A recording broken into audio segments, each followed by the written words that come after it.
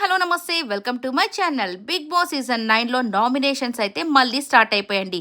ఇక second week నామినేషన్స్లో అయితే 6గురు మాత్రం నామినేషన్స్లో నిలబడ్డారు. సో ఒక్కొక్కరికి ఒక్కొక్క ఓటు వచ్చిన వాళ్ళని మాత్రం ఈసారి నామినేషన్స్లో నుంచి తీసేసినట్టున్నారు బిగ్ బాస్. ఓన్లీ 2 ఓట్లు 2 కంటే ఎక్కువ ఉన్న వారిని మాత్రమే నామినేషన్స్ లిస్టులో అయితే పెట్టేశారు. ఇక ఫస్ట్ వచ్చి హరీష్ గారికి 8 ఓట్లు పడ్డాయి.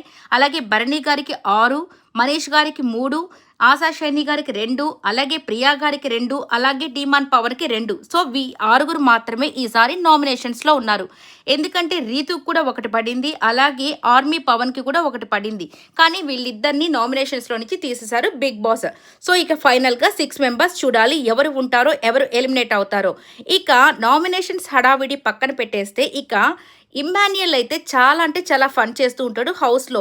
ఇక తనూజ వచ్చి తన నడుమును గెలిందని చెప్పేసి, తనూజ ఎందుకు నడుమును గెలుతున్నావు, ఇన్ని కెమెరాస్ ఉంటే అని చెప్పి అంటూ ఉంటాడు. ఇక రీతు వచ్చి అక్కడ అసలు నడుము ఎక్కడుంది అని చెప్పి చాలా ఫన్ అయితే చేస్తుంటాడు.